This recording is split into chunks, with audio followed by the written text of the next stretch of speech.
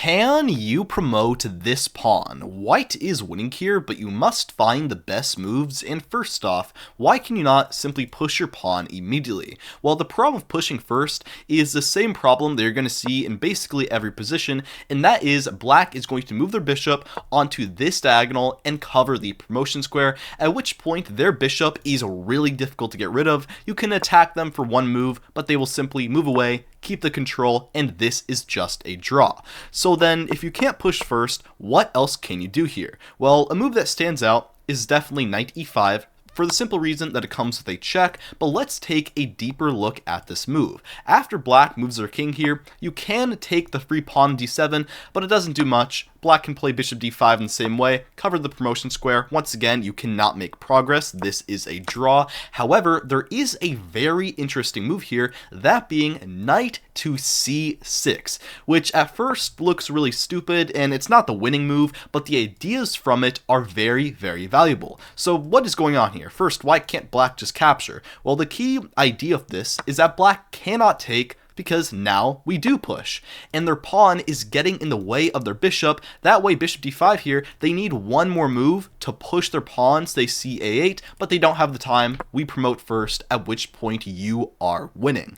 This specific scenario here doesn't quite work, because black can still play bishop d5 here instead of taking the knight first, at which point you just don't quite have enough time. However, that idea of moving the knight that in a way that black can capture with the pawn is going to come back when we go here to the main variation once again. What else can we play that has that same idea? Well, we have the very nice move here, knight to e7, with the idea of controlling d5 and c6, meaning black is forced to move their bishop to either c2 or d1 to try and get on the diagonal, and we're going to have a different response for each move. First, if black goes bishop to c2 here, then you want to play knight to d5. Why d5 specifically? Well, once again here, black cannot capture because then we push and promote.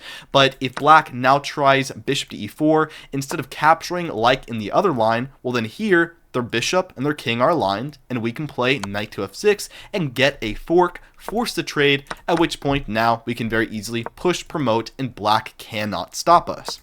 If black then goes to the other square, that being bishop to d1 back here, then instead of going to d5, you actually want to go to c6 here. Why? Well, still black cannot capture, but if they play bishop to f3 here, well, now we have a different fork, knight to e5 now, and at this point, once again, we get that bishop trade, at which point we can now push, promote, and you are completely winning.